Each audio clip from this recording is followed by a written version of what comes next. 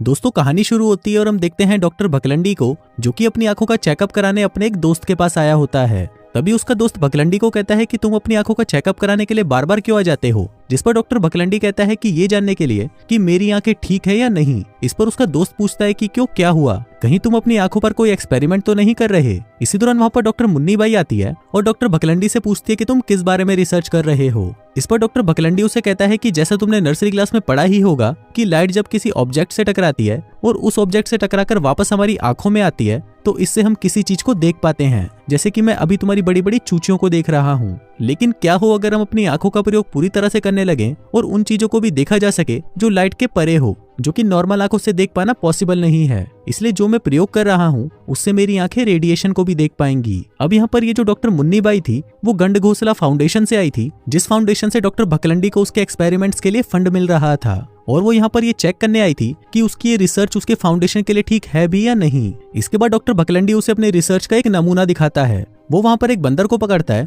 और खुद से बनाया हुआ एक केमिकल उसकी आंख में डालता है, जिसके बाद उस दवाई की वजह से उस बंदर की आंखें काफी तेज हो जाती हैं। इसके बाद उस बंदर को पिंजरे में डाला जाता है और वहाँ पर 3 बल्ब लगे होते हैं और इस बंदर को जिस कलर का बोर्ड दिखाया जाता है वो उसी कलर के बल्ब के बटन को दबाता है। फिर डॉक्टर भकलंडी उस कलर बोर्ड के आगे एक शीट रख देता है, लेकिन तभी वो देखते हैं कि उस बंदर की आंखें उस शीट के भी आर पार देख लेती है, जिसका मतलब ये था कि अब उस बंदर के पास एक्सरे विजन आ गया था। और ये सारा कमाल डॉक्टर भकलंडी की रिसर्च की वजह से हुआ था। अब ये देखकर डॉक्टर मुन्नी बाई काफी खुश हो जाती है और वो डॉक्टर भकलंडी से पूछती है कि इस बंदर को कुछ होगा तो नहीं ना। जिस पर डॉक्टर भकलंडी कहता है कि नहीं, इस बंदर के सारे आई टिश्यू बिल्कुल सही हैं। लेकिन तभी हम देखते हैं कि उस बंदर को दिल का दौरा पड़ता है और वो मर जाता है। लेकिन फिर भी डॉक्टर मुन्नी बाई डॉक्टर भकलंडी के इस एक्सपेरिमेंट से बहुत खुश होती है और वो उसे आगे भी ये काम जारी रखने को कहती है। फिर अगले सीन में हम देखते हैं कि डॉक्टर भकलंडी अपने एक दोस्त डॉक्टर बेरोजगार भंडारी के पास जाता है और अपने ऊपर एक्सपेरिमेंट करने के लिए उससे हेल्प मांगता है। लेकिन डॉक्टर बेरोजगार भंडारी उसे साफ मना कर देता है और उसे कहता है कि तुमने जिस बंदर पर एक्सपेरिमेंट किया था वो मर चुका है और अब तुम्हें इस एक्सपेरिमेंट को रोक देना चाहिए। लेकिन फिर भी डॉक्टर भकलंडी किसी तरह से डॉक्टर बेरोजगार भंडारी को मना लेता है, जिसके बाद डॉक्टर बेरोजगार भी इस एक्सपेरिमेंट से जुड़ जाता है। अब सबसे पहले डॉक्टर भकलंडी उस केमिकल को अपनी आंखों में डालता है, जहां पर हम देखते हैं कि पहली बार इस एक्सपेरिमेंट का प्रयोग किसी इंसान पर किया जा रहा था। अब जैसे ही डॉक्टर बेरोजगार उस केमिकल को डॉक्टर भकलंडी की आंखों में डालता है, तभी डॉक्टर भकलंडी को टेबल के पार रखी हुई चीजें भी दिखाई देने लगती हैं। और अब डॉक्टर भकलंडी को भी एक्सरे विजन मिल चुका था, जिसके बाद डॉक्टर भकलंडी फाइल के नीचे रखे हुए पेपर को भी देख पा रहा था और वो उसे डॉक्टर बेरोजगार को पढ़कर भी सुनाता है। अब ये देखकर डॉक्टर बेरोजगार भंडारी की गर्दन फट जाती है और वो कहता है कि बहन ये कैसे पॉसिबल है। तभी डॉक्टर भकलंडी उसे ये भी बताता है कि तुम्हारी कोट की अंदर वाली शर्ट में भी एक पेन है, क्योंकि डॉक्टर भकलंडी उसे साफ साफ देख पा रहा था। अब इसके बाद डॉक्टर भकलंडी और भी केमिकल की बूंदी अपनी आंखों में डालता है, जिसके बाद डॉक्टर भकलंडी को अलग अलग तरह की रेडिएशन दिखाई देने लगती हैं। लेकिन ऐसा करना उसके लिए ठीक नहीं होता और वो बेहोश हो जाता है। अब इसके बाद एक्सपेरिमेंट के दौरान रिकॉर्ड हुई बातें बोर्ड मेंबर सुनते हैं, जहां पर डॉक्टर मुन्नी बाई भी बैठी होती है। फिर रिकॉर्डिंग सुनने के बाद बोर्ड मेंबर डिसाइड करते हैं कि डॉक्टर भकलंडी का एक्सपेरिमेंट ठीक से नहीं हुआ, इसलिए डॉक्टर भकलंडी को दिए जाने वाले फंड्स को रोक दिया जाएगा। वहीं डॉक्टर मुन्नी बाई उनको समझाने की कोशिश करती है कि ये एक्सपेरिमेंट ठीक से हो सकता है, लेकिन वो लोग उसकी कोई बात नहीं सुनते। इसके बाद हम डॉक्टर बनछोड़ दास को देखते हैं, जो कि डॉक्टर भकलंडी से आकर मिलता है। फिर वो उसे बताता है कि आज मेरे एक पेशेंट की सर्जरी है, इसलिए मैं चाहता हूं कि तुम मेरे साथ रहो और उस पेशेंट का डायग्नोस करने में मेरी मदद करो। इसके बाद डॉक्टर भकलंडी उस पेशेंट से मिलने के लिए जाता है और अभी भी उसकी आंखों में एक्सरे विजन होता है, जिसकी मदद से वो पेशेंट के अंदर देख लेता है। वो देखता है कि इस पेशेंट का डायग्नोस सही से नहीं किया गया। फिर ये बात वो डॉक्टर बनछोड़ दास को भी बताता है, लेकिन डॉक्टर बनछोड़ दास उसकी बातों पर विश्वास नहीं करता, जिसके बाद वो उसे सर्जरी के टाइम अपने साथ रहने के लिए कहता है। इसके बाद डॉक्टर भकलंडी डॉक्टर मुन्नी बाई से मिलता है, जहां पर मुन्नी बाई उससे एक पार्टी में चलने के लिए पूछती है। अब वो दोनों पार्टी में आ जाते हैं, जहां पर दारू पीने के बाद डॉक्टर भकलंडी का एक्सरे विजन और भी ज्यादा बढ़ जाता है, जिस वजह से डॉक्टर भकलंडी पार्टी में आए सभी लोगों को बिना कपड़ों के देख पा रहा था। अभी देखकर डॉक्टर भकलंडी बहुत ज्यादा खुश हो जाता है और इस चीज के मजे लेने लगता है। इसके बाद वो डॉक्टर मुन्नी बाई को भी बिना कपड़ों के देखता है और उसे कहता है कि आपकी चूचियां तो सच में बहुत बड़ी बड़ी हैं, जिसको सुनकर डॉक्टर मुन्नी बाई को शर्म आ जाती है और वो समझ जाती है कि ये हरामी उसके कपड़ों के अंदर भी देख पा रहा है। फिर कुछ देर बाद शाम हो जाती है और डॉक्टर भकलंडी को याद आता है कि उसे सर्जरी के लिए हॉस्पिटल जाना था, जिसके बाद वो अपनी आंखों में वही केमिकल लगाकर चला जाता है। फिर सर्जरी के दौरान हम देखते हैं कि डॉक्टर भकलंडी डॉक्टर बनछोड़ दास को सर्जरी करने से रोकने लगता है और उसे कहता है कि भूखड़ी के अभी भी मेरी बात सुन ले, तू जो भी कर रहा है वो गलत है। मुझे यहाँ से साफ साफ दिखाई दे रहा है कि इस पेशेंट को ट्यूमर है। लेकिन यहाँ पर डॉक्टर बनछोड़ दास उसकी बात नहीं मानता, तो डॉक्टर भकलंडी चाकू से उसका हाथ काट देता है, जिस वजह से बनछोड़ दास अब ऑपरेशन नहीं कर सकता था। फिर डॉक्टर भकलंडी कहता है कि तुम्हें लग रहा होगा कि मैं पागल हूँ, लेकिन ऐसा नहीं है, मैं जो कुछ भी कह रहा हूँ वो बिल्कुल सच है। अब उसकी ये बातें सुनकर डॉक्टर बनछोड़ दास मान जाता है, जिसके बाद डॉक्टर भकलंडी उस पेशेंट का ऑपरेशन शुरू कर देता है। अब यहाँ पर डॉक्टर भकलंडी को उस पेशेंट के सारे बॉडी पार्ट्स आराम से नजर आ रहे थे, जिसके बाद वो बहुत ही आसानी से उसका ऑपरेशन कर देता है। फिर ऑपरेशन होने के बाद डॉक्टर बनछोड़ दास डॉक्टर भकलंडी से कहता है कि तुम्हें ऐसा नहीं करना चाहिए था, क्योंकि ऐसा करने से तुम्हें डॉक्टर की प्रैक्टिस छोड़नी भी पड़ सकती है। वहीं डॉक्टर मुन्नीबाई भी उसे प्यार से समझाती है कि तुम्हें ऐसा नहीं करना चाहिए, भूसड़ी के नौकरी चली जाएगी तेरी। इसके बाद हम डॉक्टर बेरोजगार भंडारी को देखते हैं, जो कि डॉक्टर भकलंडी को समझा रहा होता है कि अब तुम्हें इसका इलाज ढूंढ लेना चाहिए, क्योंकि डॉक्टर भकलंडी अब अपने आपे से बाहर जा रहा था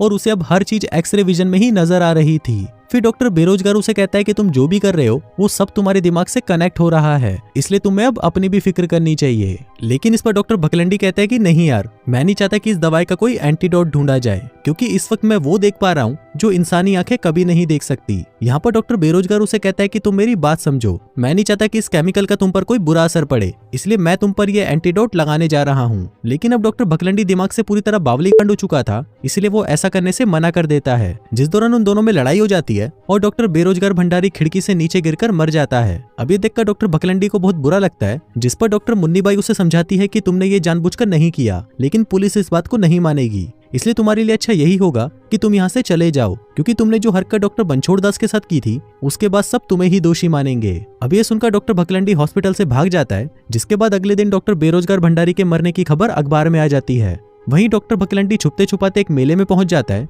जहां पर अब वो लोगों को जादू दिखाने लगता है। वो वहां पर लोगों के लिखे हुए लेटर्स को पढ़ता है, जबकि उसकी आंखों पर पट्टी बंधी हुई होती है। अब ये जादू दिखाकर डॉक्टर भकलंडी और उसके साथ काम कर रहे लोगों को काफी फायदा होता है और वो लोग काफी पैसा कमा लेते हैं। साथ ही हम देखते हैं कि डॉक्टर भकलंडी ने यहाँ पर अपनी पहचान भी छुपाई हुई होती है और वो यहाँ पर सबको अपना नाम डॉक्टर मांगीलाल बताता है। अब डॉक्टर भकलंडी जिन लोगों के साथ काम करता था, एक दिन उसमें से एक आदमी उससे पूछता है कि तुम ये कैसे कर लेते हो, ये जादू हमें भी सिखा दो। लेकिन इस पर डॉक्टर भकलंडी उसे गालियां देकर वहां से भगा देता है। इसके बाद डॉक्टर भकलंडी अपना टेप रिकॉर्डर निकालता है और अपने एक्सपेरिमेंट और उसमें होने वाले बदलावों के बारे में बात करता है। लेकिन वही वो आदमी खिड़की से ये सब कुछ देख रहा होता है और वो सब कुछ जान जाता है। वहीं दूसरी तरफ डॉक्टर भकलंडी के साथ काम करने वाले लोग उसके बारे में बातें कर रहे होते हैं। वो कहते हैं कि डॉक्टर भकलंडी के पास सच में ऐसी शक्ति है जिससे वो चीजों के आर पार देख लेता है। लेकिन तभी वहां पर डॉक्टर भकलंडी पहुंच जाता है और उनको बताता है कि मैं तो सिर्फ एक आम इंसान हूँ और मेरे पास ऐसी कोई शक्तियां नहीं है। फिर अगले सीन में हम देखते हैं कि उसी मेले में एक बड़े से झूले से एक लड़की नीचे गिर जाती है। वो काफी ज्यादा घायल थी और बेहोश हो चुकी थी।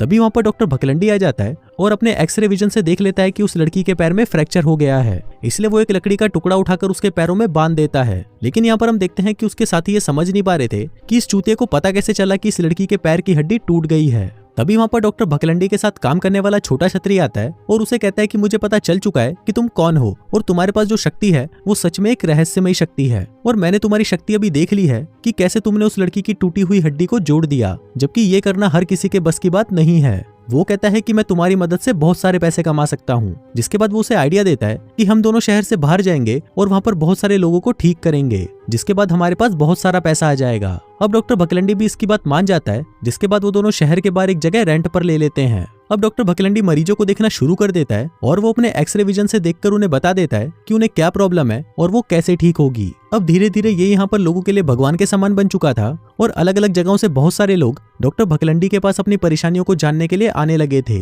जिसके बाद डॉक्टर भकलंडी का नाम बाबा बंगाली के नाम से फेमस हो जाता है। इसके बाद हम डॉक्टर मुन्नीबाई को देखते हैं, जिसे पता चल चुका था कि बाबा बंगाली ही डॉक्टर भकलंडी है। जिसके बाद जब वो उसे ढूंढते हुए उसकी क्लिनिक पहुंचती है तो वो देखती है कि वहां पर बहुत सारे लोग अपनी परेशानियों का सोल्यूशन पाने के लिए आए हुए थे। इसके बाद डॉक्टर मुन्नीबाई डॉक्टर भकलंडी से मिलती है, जो उसे बताता है कि मेरे साथ बहुत बुरी चीजें हो रही हैं, क्योंकि अब मुझे बहुत सारी चीजें दिखाई दे रही हैं। मैं रात को सो भी नहीं पा रहा, क्योंकि आंख बंद करने के बाद भी मुझे सब कुछ नजर आता है और अब मैं बस ठीक होना चाहता हूँ। इस पर डॉक्टर मुन्नीबाई उसे कहती है कि मैं यहाँ पर तुम्हारी हेल्प करने के लिए ही आई हूँ और तुम्हें किसी ऐसी जगह पर जाना चाहिए जहाँ पर तुम सेफ रह सको। लेकिन ये सारी बातें डॉक्टर भकलंडी का साथी छोटा छतरी सुन लेता है, जिसके बाद वो डॉक्टर भकलंडी से कहता है कि मैं तुम्हें यहाँ से कभी नहीं जाने दूंगा, क्योंकि मुझे अभी और पैसे कमाने हैं, और अगर तुमने यहाँ से भागने की कोशिश की तो मैं पुलिस को बता दूंगा कि तुम डॉक्टर भकलंडी हो जिसने डॉक्टर बेरोजगार का खून किया है। अभी सुनकर डॉक्टर भकलंडी वहां से भागने लगता है, जिसके बाद छोटा छतरी सबको बता देता है कि ये कोई बाबा बंगाली नहीं बल्कि एक खून करके भागा हुआ किलर है। वहीं डॉक्टर भकलंडी और डॉक्टर मुन्नी बाई वहां से भाग जाते हैं। फिर कार में डॉक्टर भकलंडी देखता है कि उसे कुछ भी ठीक से दिखाई नहीं दे रहा था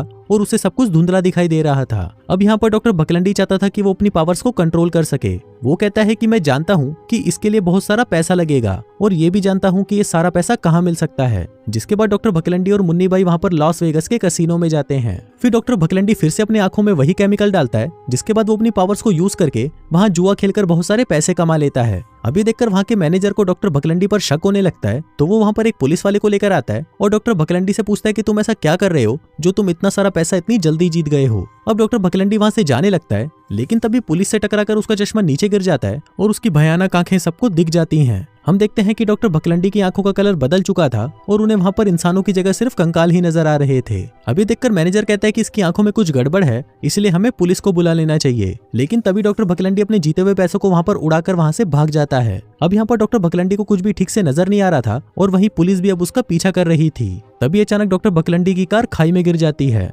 लेकिन डॉक्टर भकलंडी की जान बच जाती है और उन्हें सिर्फ मामूली चोटें ही आती हैं। अब इसके बाद डॉक्टर भकलंडी चलते चलते एक चर्च में पहुंच जाता है, जहां पर फादर लोगों को स्पीच दे रहे होते हैं। फिर वहां पर फादर डॉक्टर भकलंडी से कहते हैं कि अगर तुमने कोई पाप किया है तो गॉड तुम्हारी रक्षा करेगा। इस पर डॉक्टर भकलंडी कहता है कि गॉड मुझे कैसे बचा सकता है, मैं तुमको बताता हूँ कि मुझे कैसा दिखाई दे रहा है। मुझे अंधेरे के पार भी एक रोशनी दिखाई दे रही है, जिसका मतलब था कि डॉक्टर भकलंडी अब पृथ्वी के केंद्र को भी देख पा रहा था। तभी वहां पर डॉक्टर मुन्नी बाई और पुलिस भी पहुंच जाती है। फिर पादरी उसे कहता है कि तुमने यहाँ पर पाप और शैतान को देखा है। मैथ्यू ने अपनी बुक में कहा है कि अगर तुमने उसको अपनी आंखों से देखा है तो तुम उसे बाहर निकाल फेंको। अब डॉक्टर भकलंडी भी ऐसा ही करता है और परेशान होकर अपनी आंखें निकाल देता है। अब इसके आगे क्या होता है वो सिर्फ इस फिल्म के डायरेक्टर को ही पता है और इसी सस्पेंस के साथ ये कहानी यहीं खत्म हो जाती है।